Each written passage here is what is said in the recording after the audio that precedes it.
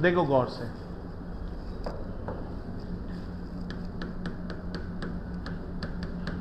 Electric field lines या electric lines of forces, होती क्या है ये इलेक्ट्रिक फील्ड लाइंस? कोई भी इलेक्ट्रिक चार्ज है, कोई भी इलेक्ट्रिक चार्ज है, उस चार्ज से निकलती हुई या उस चार्ज पर आती हुई, ये सब तो तुम पढ़ते हो, लेकिन इलेक्ट्रिक फील्ड लाइंस होती क्या है ये दिखाना बहुत जरूरी है। मान लो कोई पार्टिकल है, वो किसी इलेक्ट्रिकल फील्ड के अंदर किस तरीके से ट्रेवल करेगा, तो वो जो पाथ ट्रेवल करेगा उसी पाथ को हम क्या बोलेंगे? इलेक्ट्रिक लाइंस ऑफ फोर्सेस बोलेंगे। क्लियर हुआ कि नहीं हुआ? या किसी भी पार्टिकल को किसी फील्ड में छोड़ दो तो किस तरीके से वो मूव करेगा, उसकी डायरेक्शन क्या होगी, क्या कर्व लेके जाएगा, कौन सी कंटिन्यूअस लाइन होगी, स्ट्रेट लाइन होगी, कर्व लाइन होगी, उसी पाथ को हम क्या बोलते हैं? इलेक्ट्रिक लाइंस ऑफ फोर्सेस या इलेक्ट्रिक फील्ड लाइंस बोलते हैं। क्लियर है? अब इसकी प्रॉपर्टीज क्या क्या होती है वो समझो गौर से। प्रॉपर्टीज में हम पढ़ रहे हैं, राइटिंग मैंने करवा दी है सारी तुम्हारी इलेक्ट्रिक फील्ड लाइंस के बारे में, मैं उन सबको दोबारा यहां पे बता देता हूं। फर्स्ट पॉइंट क्या है? इलेक्ट्रिक फील्ड लाइंस हमेशा पॉजिटिव से जनरेट होती है और कहां पे जाती है? नेगेटिव या इनफाइनाइट तक जाती है। पॉजिटिव से क्या होगी? जनरेट हो जाएगी और नेगेटिव पर टर्मिनेट हो जाएगी। क्लियर? इस तरीके से है। तो क्या हम ये बोल सकते हैं electric field lines of forces, electric field lines या electric lines of forces start और प्रोड्यूस फ्रॉम पॉजिटिव और infinite and terminate at negative और इनफाइनाइट। कैसे? पॉजिटिव से निकल रही है और नेगेटिव पर जा रही है। ये तो चलो एक लूप समझ में आ गया, पॉजिटिव से निकलेगी नेगेटिव पे जाएगी, पॉजिटिव से निकलेगी नेगेटिव पे जाएगी। मान लो पॉजिटिव है ही नहीं, सिर्फ नेगेटिव है, तो कहां से आ रही है? इनफाइनाइट से आ रही है, वी डोंट नो। और अगर मान लो नेगेटिव नहीं है और पॉजिटिव ही है ओनली चार्ज, तो क्या बोलोगे? इससे जनरेट हो रही है, कहां जा रही है? इनफाइनाइट तक जा रही है। तो आप कंटिन्यूअसली क्या बोल सकते हो कि इलेक्ट्रिक फील्ड लाइंस या इलेक्ट्रिक लाइंस ऑफ फोर्सेस एक कंटिन्यूअस पाथ होता है, एक कंटिन्यूअस लाइन होती है, या फिर वो कंटिन्यूअस कर्व होता है। क्लियर? जो स्टार्ट होता है पॉजिटिव से या इनफाइनाइट से और टर्मिनेट होता है इनफाइनाइट पे या फिर नेगेटिव पे। क्लियर और नॉट? पहली प्रॉपर्टी तो ये है। दूसरी प्रॉपर्टी कहती है कि अगर आप इलेक्ट्रिक फील्ड लाइंस, ऐसे कोई कर्व ड्रॉ किया आपने, यहां पे ये फील्ड है, तो इस फील्ड के ऊपर अगर आप टेंजेंट ड्रॉ कर देते हो, मान लो यहां पे तुमने टेंजेंट ड्रॉ की इस साइड में, तो ये यहां पे इलेक्ट्रिक फील्ड लाइंस का क्या दिखाएगी? डायरेक्शन दिखाएगी। तो direction of electric field at this point is ये है, यहां पे ये हो जाएगी। तो tangent drawn at field shows the electric field direction. Clear है? बस इसी वजह से दो इलेक्ट्रिक फील्ड लाइंस एक दूसरे को कभी भी इंटरसेक्ट नहीं कर सकती। कैसे नहीं कर सकती? ऐसे नहीं कर सकती। देखो, मान लो ये जो रेड है फर्स्ट, यहां पे मैंने इस पॉइंट पे इलेक्ट्रिक फील्ड निकाली, ऐसे डायरेक्शन निकाली, तो इसकी लाइन क्या आई? ई इधर आ गई। क्लियर है? और मैंने इस सेकंड कर्व की फील्ड निकाली, इस साइड में आ रही है मान लेते हैं, तो ये यहां पे आ जाएगी इलेक्ट्रिक फील्ड। एक ही पॉइंट पे दो डायरेक्शन हो सकती है क्या? किसी की भी नहीं हो सकती। मैं कह रहा हूं तुम आगे भी देखो, तुम इधर भी देखो, देख सकते हो क्या? नहीं। तो तुम क्या बोलोगे? सर मैं इस साइड में देखूं तो ये मेरा एरिया कवर हो रहा है। एक ही डायरेक्शन पॉसिबल है ना आपकी, दो डायरेक्शन एक ही टाइम पे पॉसिबल है क्या? नहीं है। तो ये तो क्या हो गया? कॉन्ट्राडिक्ट हो गया। It means electric lines of forces या फिर electric field lines never intersect each other. Clear और not? Because at intersection point there is two direction. कितनी डायरेक्शन है यहां पे?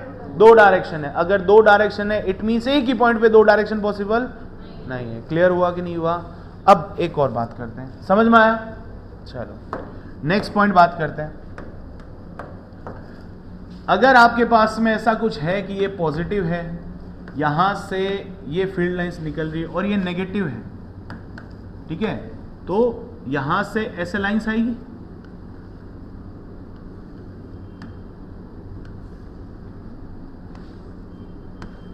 ऐसे समझ लो, इतनी लाइंस निकल रही है इसमें से, और इसके ऊपर इतनी कम लाइंस आ रही है।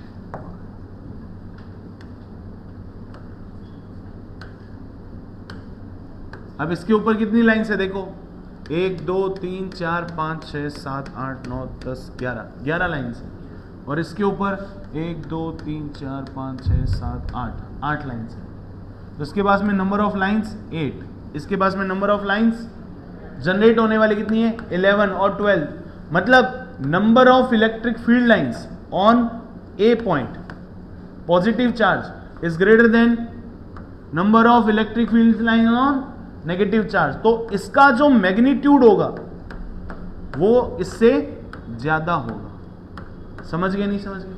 जिससे जितनी ज्यादा नंबर ऑफ इलेक्ट्रिक लाइंस निकल रही है या फील्ड निकल रही है वो ज्यादा पावरफुल है। अरे समझे नहीं समझे? अब सन और मून ले आओ, या फिर सन और एक और कोई स्टार ले आओ, दोनों ही क्या है, दोनों ही आग के गोले हैं, ऐसे समझ लो। दोनों का टेम्परेचर हाई है, लेकिन एक का टेम्परेचर कम है तो दूसरे का टेम्परेचर ज्यादा है, ऐसे समझ लो। तो जो ज्यादा है ना वो दूसरे की लाइट को दबा देगा। क्लियर हुआ कि नहीं हुआ?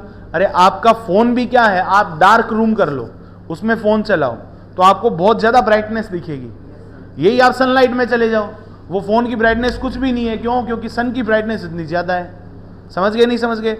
तो इलेक्ट्रिक फील्ड किसकी ज्यादा होगी? उसी की ज्यादा होगी जिसका मैग्नीट्यूड ऑफ चार्ज ज्यादा है। डजंट मैटर वो पॉजिटिव है, डजंट मैटर वो नेगेटिव है, मैं मैग्नीट्यूड की बात कर रहा हूं। क्लियर और नॉट क्लियर? चलो ठीक है, नेक्स्ट एक और बात करते हैं। अगर आपको ये बोल दिया गया कि कोई मान लो इलेक्ट्रिक फील्ड्स है, ये क्यू चार्ज है, ठीक है, यहां से इलेक्ट्रिक फील्ड निकल रही है ऐसा कुछ, तो आपको इंटेंसिटी देखनी हो किसी की भी, तो आप क्या करो, एक एरिया फाइंड आउट कर लो, एक एरिया ले आओ। मान लो मैं एक एरिया लेके आया ऐसे, ये एरिया यहां रख दिया, ये एरिया यहां रख दिया। क्या दोनों का एरिया सेम दिख रहा है तुम्हें? मैंने मान लिया ये ए है और ये बी है। क्लियर? एरिया ए और एरिया बी दोनों सेम है, लेकिन इससे नंबर ऑफ लाइंस कितनी निकल रही है? 1 2 3 4 5 6। इससे 1 2 3 4, इससे 4 निकल रही है, इससे 6 जा रही है, इससे 4 जा रही है। तो हम कहेंगे electric field at point A is greater than electric field at point B. अब कोई बोलेगा सर पॉजिटिव है नेगेटिव है, वी डोंट नो, बस मैं मैग्नीट्यूड की बात कर रहा हूं। और ये क्या हो जाएगी? इंटेंसिटी हो जाएगी। Electrical field intensity at point A is greater than electrical field intensity at point B. समझ गए नहीं समझ गए? जितने ज्यादा नंबर्स होंगे उतनी ज्यादा इंटेंसिटी होगी। याद आया? होली पे हम किसी रोड से निकल रहे हैं, हमारे ऊपर गुब्बारे मारे जा रहे हैं, इंटेंसिटी, क्लियर हुआ?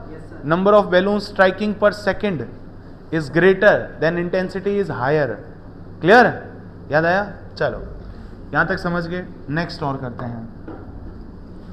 और क्या था? और इलेक्ट्रिकल फील्ड लाइंस के लिए आप ये बोल सकते हो कि मान लो आपके पास में एक पॉजिटिव सरफेस है, ठीक है, इलेक्ट्रिकल फील्ड लाइंस किसी भी कंडक्टर को पास नहीं करेगी, ठीक है, उसके थ्रू नहीं जाएगी। आप अगर ये बोल दो कि ये यहां से ऐसे जा रही है तो ये गलत है, बिल्कुल गलत है।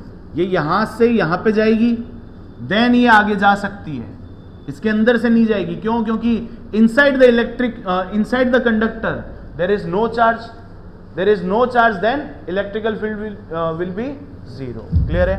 तो यहां पे क्या हो जाएगा? जीरो इलेक्ट्रिक फील्ड हो जाएगा। डन और नॉट? ठीक है।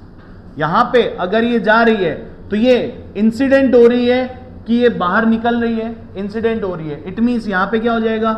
नेगेटिवली चार्ज, और यहां पे फिर पॉजिटिवली चार्ज। क्लियर हुआ कि नहीं हुआ? मतलब बॉडी क्या है? पोलराइज्ड बॉडी हो जाएगी। डन?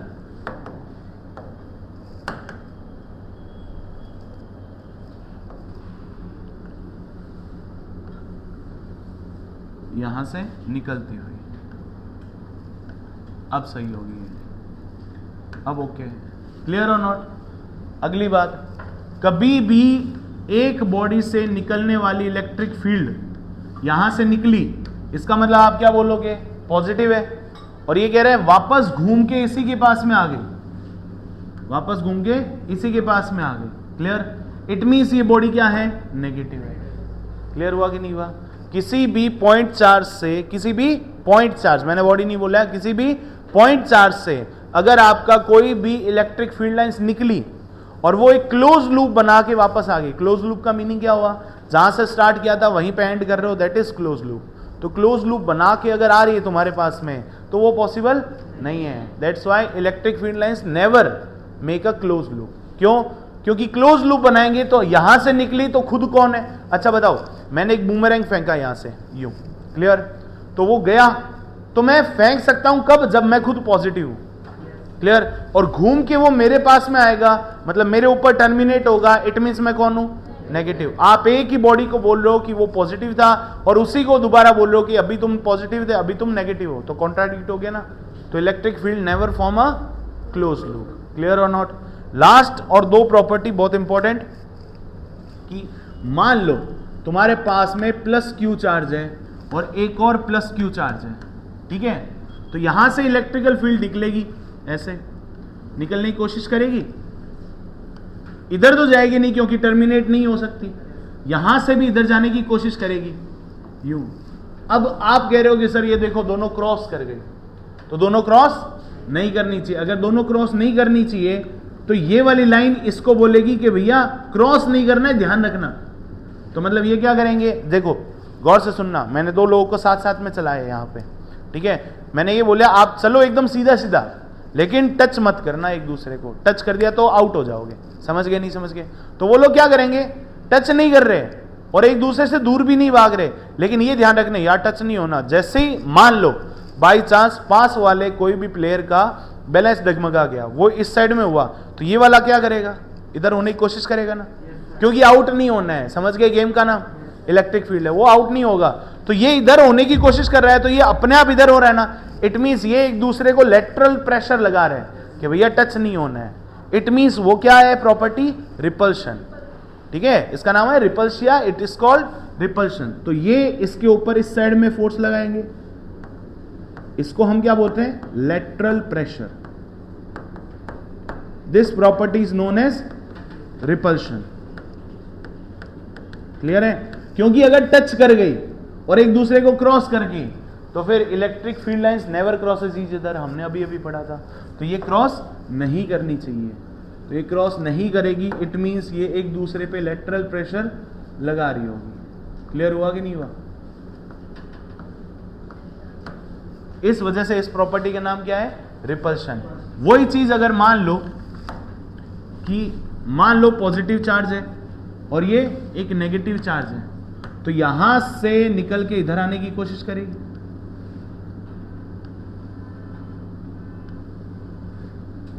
इधर आने की कोशिश करेगी ना ऐसे। तो ये जो कर्व लाइन है ये स्ट्रेट होना चाह रही है। समझ पा रहे हो? नहीं समझ पा रहे हो? क्योंकि इसकी डायरेक्शन हर एक पॉइंट पे क्या हो रही है? चेंज हो रही है। क्लियर हुआ कि नहीं हुआ?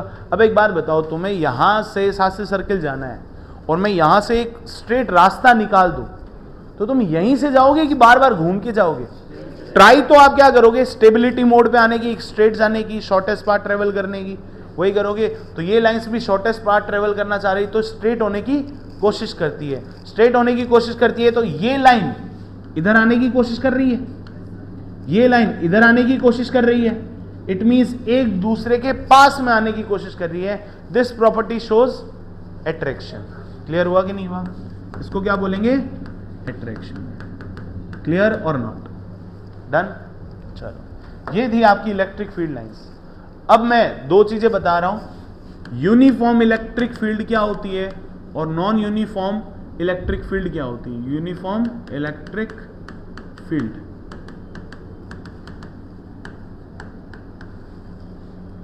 अगर इलेक्ट्रिक फील्ड ऐसे जा रही है, इसकी डायरेक्शन सेम है, मैग्नीट्यूड भी सेम है और सबके बीच की डिस्टेंस सेम है, तो सब लोग पैरेलल हो गए या नहीं हो गए? अगर पैरेलल हो गए it means electrical field is uniform with direction also. अब अगर मैं नॉन यूनिफॉर्म की बात करूं तो तो सर डायरेक्शन और इंटेंसिटी दोनों ही चेंज हो जाएगी, ऐसे जा रही है इलेक्ट्रिक फील्ड। तो तुम्हें भी दिख रहा है कि इनकी सबकी डायरेक्शन क्या है, अलग अलग है। इट मींस ये क्या हो जाएगी, non uniform electric field. Clear है, क्योंकि सबकी डिस्टेंसेस अलग अलग है। बट अगर सबकी डिस्टेंसेस अलग अलग नहीं होके सेम भी हो जाए तो भी समस्या नहीं है। अब मान लेते हैं कि ये डिस्टेंस x है, ये भी x है, ये भी x है, ये भी x है, तो इलेक्ट्रिकल फील्ड सबके लिए डिफरेंट हो जाएगी। क्यों? क्योंकि यहां पे मैग्नीट्यूड सेम है बट डायरेक्शन अलग अलग है। इस पॉइंट पे डायरेक्शन, इस पॉइंट पे डायरेक्शन, इस पॉइंट पे डायरेक्शन, इस पॉइंट पे डायरेक्शन, अलग अलग डायरेक्शन आ रही है हर पॉइंट पे। कर्व है तो कर्व की हर एक डायरेक्शन अलग अलग होती है, तो ये भी क्या, non uniform due to direction only. Clear हुआ कि नहीं हुआ? डन है। चलो, अब ये सब तो थ्योरेटिकल था। अब नेक्स्ट करते हैं हम इलेक्ट्रिक फ्लक्स के बारे में। इलेक्ट्रिक फ्लक्स क्या होता है, इलेक्ट्रिक फ्लक्स वो देख लो। अब इलेक्ट्रिक फ्लक्स ये कहता है कि किसी भी सरफेस से, ये मान लो तुम्हारे पास में एक सरफेस है, पास होने वाली इलेक्ट्रिक फील्ड लाइंस कितनी पास हो रही है उसके परपेंडिकुलर एरिया से। तो ये सरफेस है, इसका एरिया किस साइड में है, इस साइड में है। अच्छा, इसको दोबारा बनाते हैं, सही नहीं बनाएंगे। मान लो तुम्हारे पास में कोई सरफेस है, इस तरीके की सरफेस है, इसमें से इलेक्ट्रिक फील्ड लाइंस निकल रही हैं, ठीक है, ऐसे आई इलेक्ट्रिक फील्ड लाइंस यू, ऐसे बनाते हैं।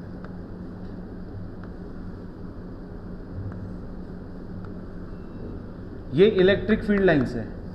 अब ये कह रहे हैं इससे पास होने वाली लेकिन परपेंडिकुलर टू द सरफेस होनी चाहिए। क्लियर? तो यहां पे परपेंडिकुलर टू द सरफेस, तो वेक्टर एरिया तो ए है, ये है ना, याद है क्या? एरिया एक वेक्टर होता है, एरिया की डायरेक्शन होनी चाहिए। अब आपने बोल दिया कि एरिया क्या हो जाएगा, परपेंडिकुलर टू द सरफेस होना चाहिए। अब मैं यहां पे खड़ा हूं तो मुझसे इलेक्ट्रिकल फील्ड जो ऐसे निकल रही है, इसके दो कंपोनेंट निकलेंगे, एक तो कॉस थीटा और एक साइन थीटा। अगर आप एंगल ये ले रहे हो तो, अगर आपने एंगल ये लिया तो ये साइन थीटा हो जाएगा, ये कॉस थीटा हो जाएगा, दो कंपोनेंट तो निकलेंगे ना। जिसको याद करो, इलेक्ट्रिकल फील्ड के लिए हमने डिफाइन किया था कि एक परपेंडिकुलर आता है और एक पैरेलल आता है, भूल गए? वायर के लिए, स्ट्रेट इनफाइनाइट वायर के लिए एक निकलती थी इलेक्ट्रिकल फील्ड लाइन परपेंडिकुलर, याद है क्या? K lambda by R sine alpha plus sine beta, और एक निकलती थी parallel, that is K lambda by R cos alpha minus cos beta. Clear है? तो दो लाइंस निकल रही है, हमें कौन सी लेनी है फ्लक्स के लिए? हमेशा perpendicular to the surface, perpendicular to the surface. अब ये इस साइड में ई है, तो मान लो ये एंगल थीटा है, तो इस साइड में जाने वाली इलेक्ट्रिकल फील्ड कौन सी होगी? E cos theta. तो ये कहता है कि फाई इज इक्वल टू क्या होना चाहिए? E cos theta multiply by area. तो क्या आया? E into A cos theta. Clear हुआ? ये फाई, फाई क्या है? Number of electric field lines passing through the perpendicular surface. Clear और नॉट? नहीं समझे? नंबर्स पूछे, नंबर्स क्या होते हैं? स्केलर की वेक्टर? स्केलर। तो ई और ए दोनों क्या है? वेक्टर है। तो हम क्या बोल सकते हैं? Phi is equal to E dot A हो जाएगा।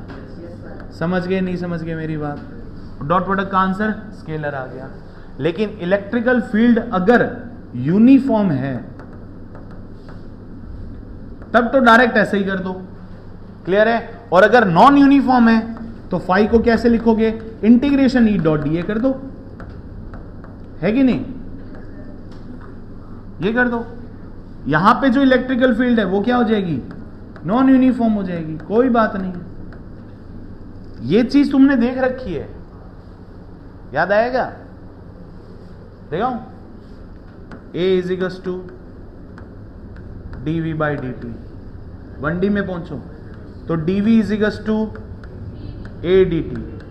जब आप इसका इंटीग्रेशन करते थे तो ये u से v तक जाता था, ये 0 से t तक जाता था, तब आप बोलते थे सर एक कांस्टेंट है तो न्यूटन वैलिड है, तो आप क्या लिखते थे v माइनस यू आ जाता था, इधर a बाहर आ जाता था, आता था नहीं आता था, तो आप मल्टीप्लाई कर देते थे, तो ये हो गया a इंटू टी, तो ये हो गया a t, तो v is equals to u plus, कब जब कांस्टेंट हो तब, अगर कांस्टेंट नहीं है तो इंटीग्रेशन के अंदर बैठा है ना, सेम चीज यहां पे है, ये भी इंटीग्रेशन के अंदर बैठा है, अगर कांस्टेंट होगा तो बाहर आ जाएगा।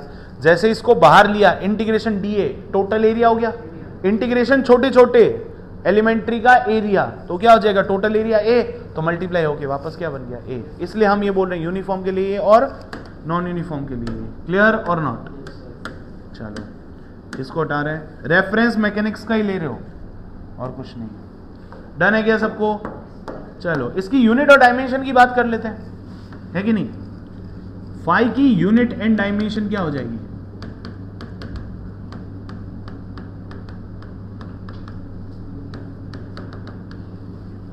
फाई है क्या? Electrical field into area. What is electrical field? Newton पर coulomb into area metre square. तो इसकी यूनिट क्या हो जाएगी? न्यूटन मीटर स्क्वायर पर कूलम। क्लियर और नॉट? ये तो होगी इसकी यूनिट। डायमेंशन निकाल सकते हो क्या? डायमेंशन के लिए आप क्या बोलोगे? Phi is equals to m1 l1 t minus 2 a1 t1, इधर क्या हो जाएगा L2, क्या बना m1 L3 t minus 3 a minus 1। Clear है? बस ये डायमेंशन बन गया। डन है? फटाफट नोट कर लो इसको, फिर करते हैं नेक्स्ट।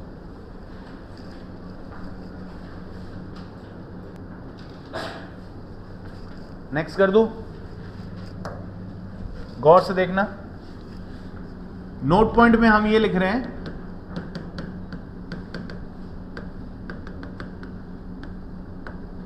फर्स्ट। अच्छा ये बताओ, फाई इज इक्वल्स टू क्या था? E डॉट ए था। It means phi is equals to E A cos theta, where theta is angle between E vector and A vector. A vector क्या होना चाहिए? Perpendicular to the surface होना चाहिए, ध्यान रखना। एरिया वेक्टर हमेशा क्या होता है? Perpendicular to the surface. Clear और नॉट? क्लियर है? ठीक है। अगर आपको ये बोल दिया गया कि theta is equals to 0 degree है, तो फाई की वैल्यू क्या हो जाएगी? E into A cos 0। Cos 0 means 1, तो ये आना चाहिए नहीं आना चाहिए? सेकंड मैंने ये बोल दिया if phi is equals to 90 degree, oh sorry,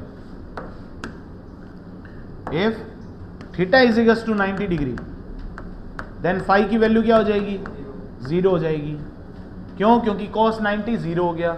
next third, if theta is equals to 180, तो फाई की वैल्यू क्या होनी चाहिए? माइनस का ई ये हो जानी चाहिए, नेगेटिव आ रही है। ठीक है। नेक्स्ट बोल दिया मैंने if theta is less than 90 degree, तो क्या हो जाएगा? फाई की वैल्यू पॉजिटिव आ जाएगी। आ जाएगी नहीं आ जाएगी? और अगर फिफ्थ में ये बोल दूं कि if theta is greater then 90, तो cos greater than 90 second quadrant, तो कॉस नेगेटिव होगा। नेगेटिव होगा तो फाई की वैल्यू भी आप क्या लिखोगे? नेगेटिव हो जाएगी। समझ गए नहीं समझ गए मेरी बात?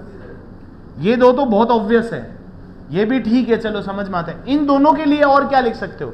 गौर से समझना। अगर आपको ये बोल दिया गया कि थीटा की वैल्यू 0 है, इट मीन्स क्या है? इट मीन्स ये है कि ये है आपकी सरफेस, यहां से एरिया भी इधर ही जा रहा है और इलेक्ट्रिकल फील्ड भी इधर ही जा रही है। यही है ना इसका मीनिंग। तो ये कितना हो गया? Theta is equals to 0 degree. इसको आप क्या बोलोगे? Electrical field is perpendicular to the surface. सही है कि नहीं है? बताओ पहले। नहीं समझे? समझ गए? और क्या लिख सकते हो? And electrical field is parallel to area vector. सोच के देखो, electrical field is perpendicular to the surface, क्योंकि इलेक्ट्रिकल फील्ड हमेशा परपेंडिकुलर निकलती है। याद आया कि नहीं आया? इलेक्ट्रिकल फील्ड लाइंस के लिए क्या बोलते हो? अगर आपने यहां पे प्लस क्यू रख दिया या माइनस क्यू रख दिया तो ये हमेशा क्या निकलती है? परपेंडिकुलर। इसीलिए इसको क्या हम क्या बोलते हैं? Conservative type. क्यों? क्योंकि ये सेंट्रल टेंडेंसी है। क्लियर हुआ कि नहीं हुआ? तो ये ध्यान रखना, इलेक्ट्रिकल फील्ड लाइंस में ये भी लिखना है। Electrical field is perpendicular to the surface. Yes, it is perpendicular to the surface and parallel to the A vector. A vector क्यों? क्योंकि ए वेक्टर खुद परपेंडिकुलर टू द सरफेस होता है। समझ गए नहीं समझ गए? चलो, इसकी वैल्यू कैसे आ जाएगी भाई? इलेक्ट्रिकल फील्ड आपका, मान लो इसको ऐसे बनाते हैं,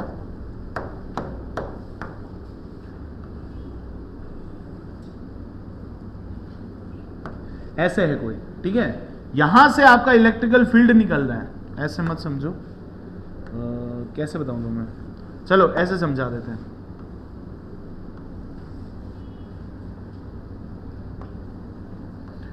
यहां से, इस साइड से मान लो इलेक्ट्रिकल फील्ड इस साइड से जा रही है,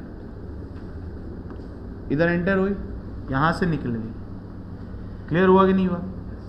और ये जो सरफेस एरिया है, जो सरफेस एरिया है, जिसको आप पाई आर एल बोलते हो, पाई डी एल बोलते हो ना, 2 पाई आर एल, जो surface area of the cylinder है, इस एरिया का परपेंडिकुलर कंपोनेंट क्या हो जाएगा? बाहर निकलता हुआ ये एरिया वेक्टर हो गया, और ये क्या होगी? इलेक्ट्रिकल फील्ड होगी। तो यहां से इलेक्ट्रिकल फील्ड इस साइड में है, तो ये क्या है? एरिया वेक्टर ऊपर है। एंगल कितना बन गया? 90 डिग्री। तो इसके लिए आप क्या बोलोगे? Electrical field is parallel to the surface area. Clear हुआ कि नहीं हुआ? Parallel to the surface. अब ये देखो ना, अच्छा ये समझो, ये एक सिलेंडर मानो, एक दिमाग में, क्लियर है? तो यहां से जैसे पाइप में से पानी नहीं जा रहा क्या, वैसे एक पाइप कट कर लो, ठीक है? ये बॉटल दो एक बार, इधर ना है तो कॉनिकल टाइप, बट इसको मान लो आप, ठीक है? जस्ट इमेजिन, अब ये है इस साइड से जा रहा है, क्लियर? यहां से इलेक्ट्रिकल फील्ड आई, इधर से निकल गई, यहां से आई, इधर से निकल गई। क्लियर हुआ कि नहीं हुआ? मैं इसकी बात कर रहा हूं, ये जो सरफेस एरिया है, ये सरफेस एरिया इस साइड में, इसका परपेंडिकुलर ऊपर जा रहा है, जा रहा है नहीं जा रहा? इस सरफेस के तो परपेंडिकुलर निकलेगा ना परपेंडिकुलर एरिया। नहीं समझे? समझ गए? ये सरफेस का परपेंडिकुलर कंपोनेंट इस साइड में जा रहा है। इलेक्ट्रिकल फील्ड किस साइड में भेजी आपने? यूं भेजी। एंगल कितना बन रहा है? तो फाई की वैल्यू इस सरफेस से कितनी हो जाएगी? 0 हो जाएगी। समझ गए नहीं समझ गए? अब यहां से इलेक्ट्रिकल फील्ड अंदर जा रही है, इस साइड से क्या जा रही है? अंदर जा रही है, और यहां का ये जो एरिया है, ये दिख रहा है आपको, पाई आर स्क्वायर। क्लियर है? यहां से एरिया किधर जाएगा? बाहर। हमेशा area outside to the surface and perpendicular to the surface होना चाहिए। यहां से एरिया वेक्टर किधर जाना चाहिए? आउटसाइड। यहां से एरिया वेक्टर किधर जाना चाहिए? आउटसाइड। नहीं समझे? और यहां से एरिया वेक्टर क्या जाना चाहिए? आउटसाइड। ऐसे समझ गए नहीं समझ गए? तो इलेक्ट्रिकल फील्ड आर पार ऐसे निकल गई। ये वाला एरिया नेगेटिव फ्लक्स देगा, पॉजिटिव फ्लक्स देगा? नेगेटिव देगा। क्यों? इलेक्ट्रिकल फील्ड इस साइड, एरिया तो एंगल 180, नेगेटिव। ये वाला जो एरिया है, ये पॉजिटिव फ्लक्स देगा, नेगेटिव फ्लक्स देगा? पॉजिटिव। कैसे पता? इलेक्ट्रिकल फील्ड इस साइड, यहां का एरिया 0, यहां पे क्या है?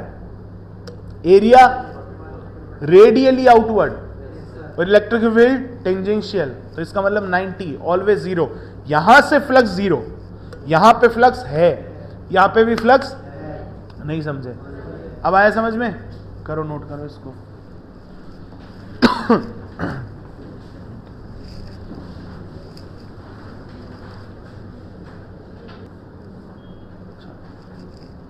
डन? इस पे आओ। अब ये क्वेश्चन है आपके पास में, आपको इलेक्ट्रिकल फील्ड गिवन है फर्स्ट। सेकंड क्वेश्चन में इलेक्ट्रिकल फील्ड गिवन है, एरिया दे रखा है आपको कि मान लो कोई एक प्लेट है, ठीक है? मेटेलिक प्लेट है जिसकी हाइट है 4 मीटर और विड्थ है 2 मीटर, एक रेक्टेंगुलर शेप की प्लेट है। इससे पास होने वाली फ्लक्स की वैल्यू पहले में फ्लक्स निकालो, दूसरे में फ्लक्स निकालो।